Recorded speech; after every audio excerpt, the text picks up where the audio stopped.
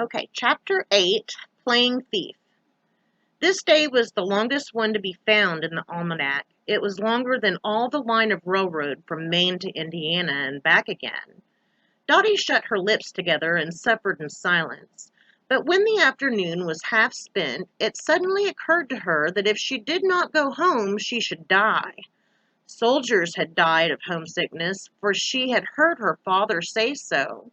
She had not been able to swallow a mouthful of dinner, and that fact was of itself rather alarming. Perhaps I'm going to have the typo.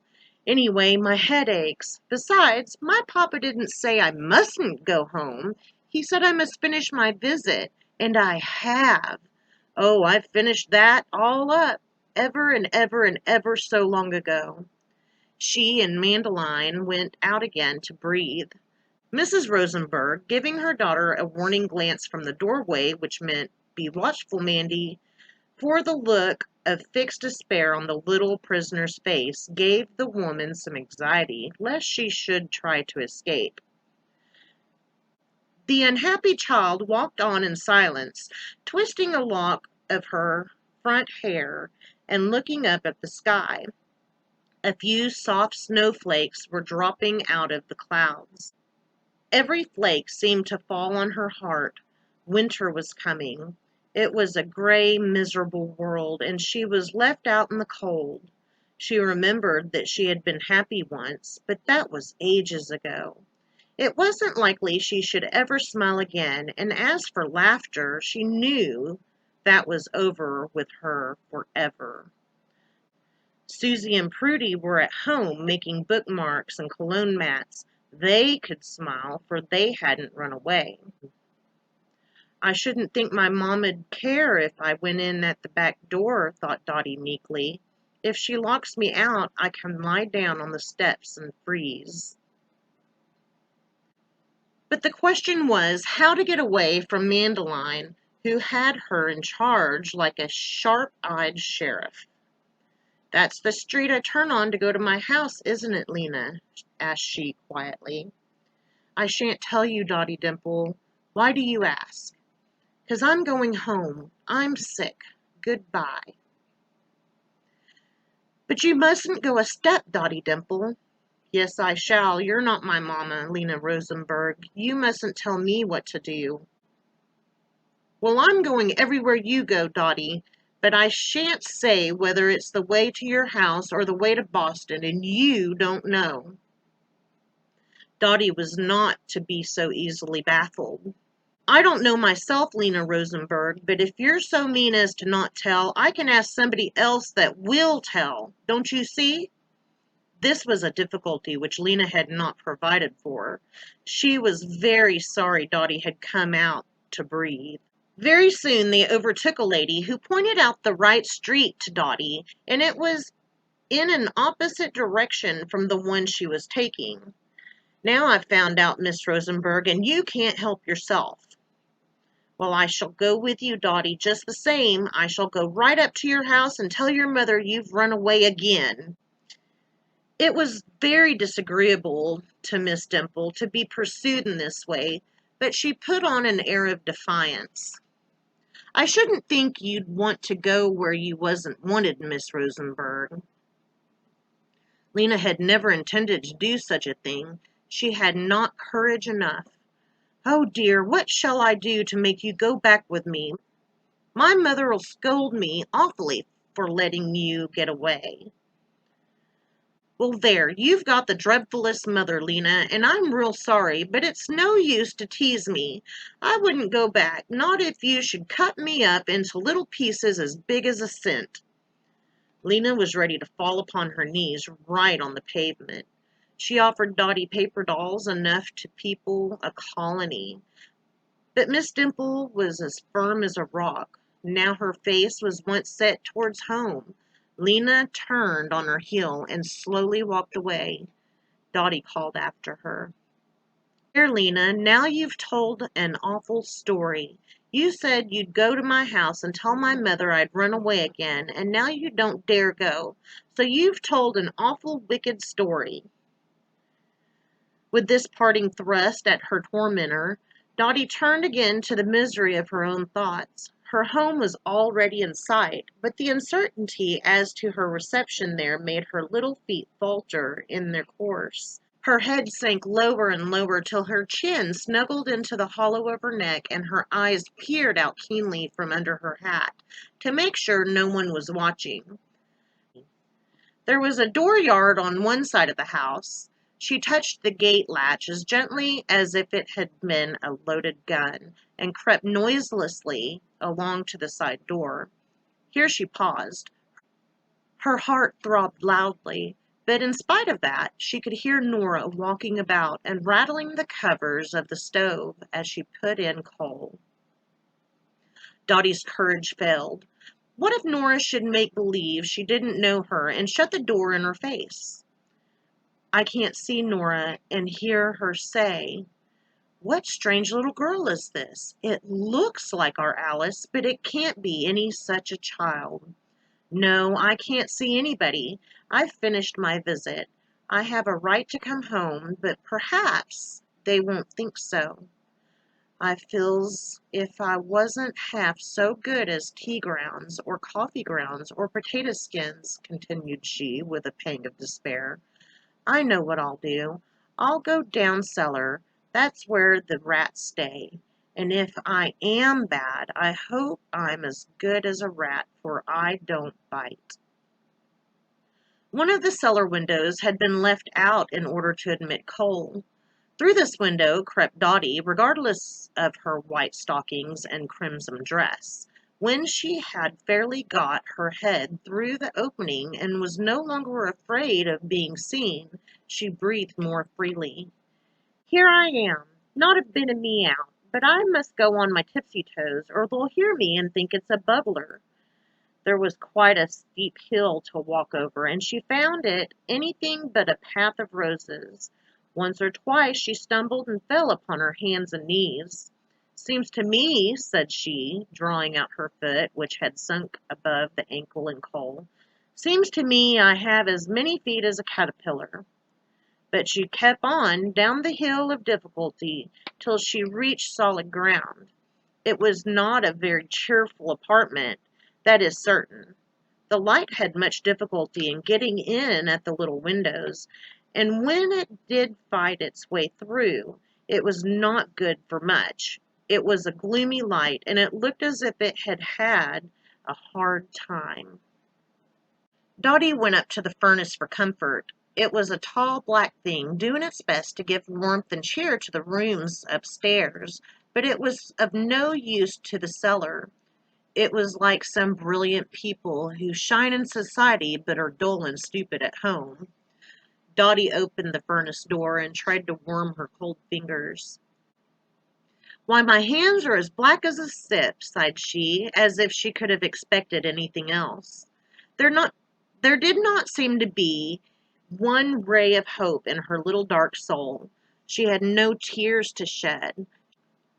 She seldom had, but when she was in trouble, she was always in the lowest depths. "Pretty well for me to make believe I was a thief and was going to steal. Who is this strange little girl?" said he. "It looks like—" She heard voices near the cellar door. What if Nora should come down after butter? Dotty was not prepared for that. She could not hide in the keg of lard, of course. And what should she do?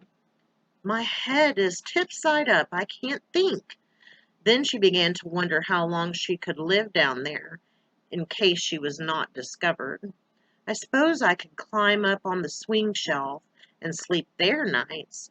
I can hide behind things in the daytime, and when I'm hungry I can eat out of the jars and boxes." The sound of voices came down distinctly from the kitchen overhead.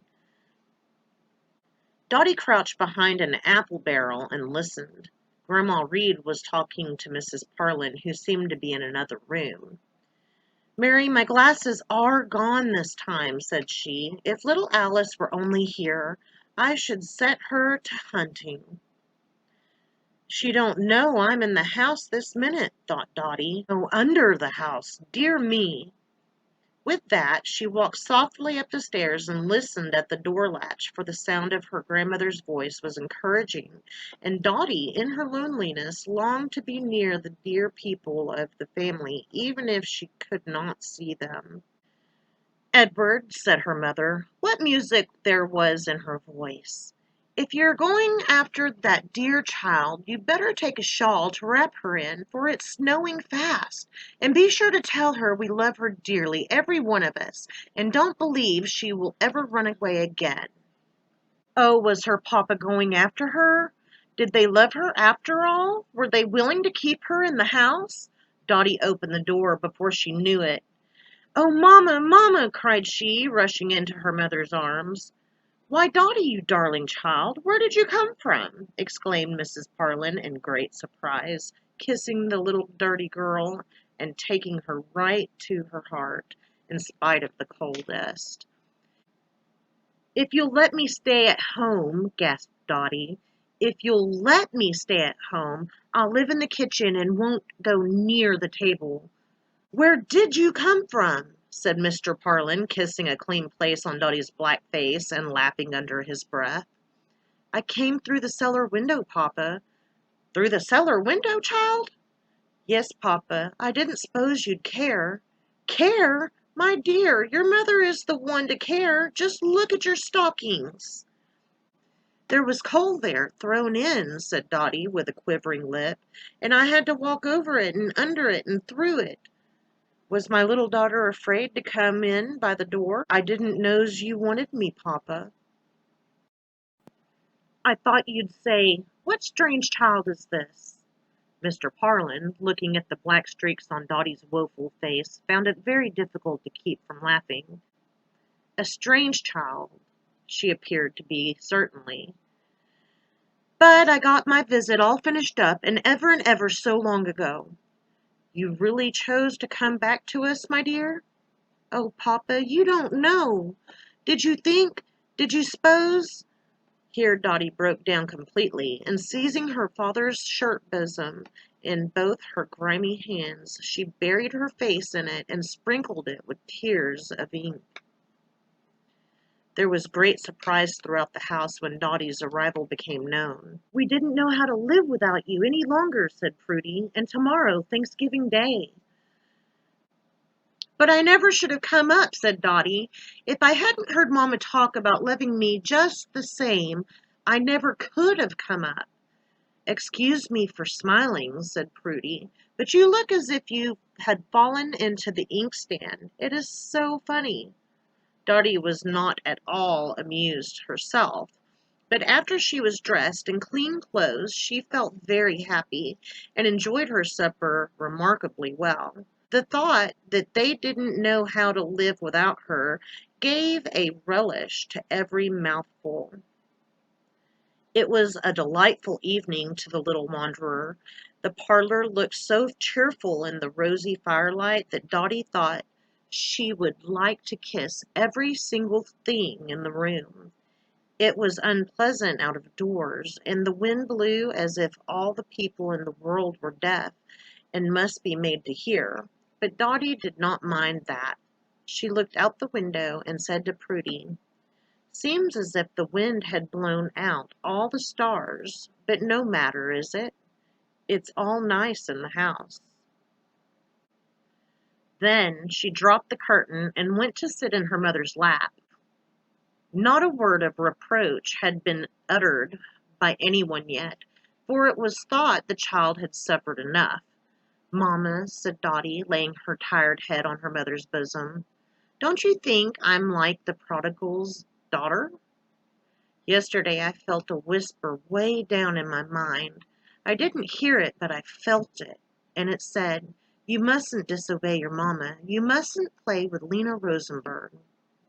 Only think, my child, if you had only paid attention to that whisper." "Yes, mamma, but I tried to forget it, and by I did forget it, almost. There's one thing I know," added Dotty, clasping her hands together. "I'll never run away again. If I'm going to, I'll catch myself by the shoulder and hold on just as hard." "My blessed child, I hope so," said Mrs. Parlin. with tears in her eyes and a stronger faith in her heart than she had felt for many a day, that Dotty really meant to do better. You don't know how it did distress your papa and me to have you stay in that house a night and a day, but we hoped it would prove a lesson to you. We meant it for your best good. To make sure the lesson would not be forgotten, Prudy read her little sister a private lecture. She had written it that afternoon with carmine ink in the nicest of tinted paper. Dotty received it very humbly and laid it away in the rosewood box with her precious things. Prudy's lecture. We must keep good company, Dotty, or not any at all. This is a fact. Even an apple is known by the company it keeps. Grandpa Parlin says if you put apples in a potato bin, they won't taste like apples. They'll taste like potatoes. Sometimes I think, Dotty, you'd be as good and nice as a summer sweeting if you wouldn't play with naughty children like Lena Rosenberg. But if you do, you'll be like a potato as true as you live. Fini. And that's the end of chapter 8. And that's the end of chapter 8. Hey guys, subscribe to our channel or go see theminimizedlife.com, or you can of course check out some more videos. We've got some great books, but you're going to want to go to the website if you want some descriptions. We've got all kinds of information there. We'll see you later.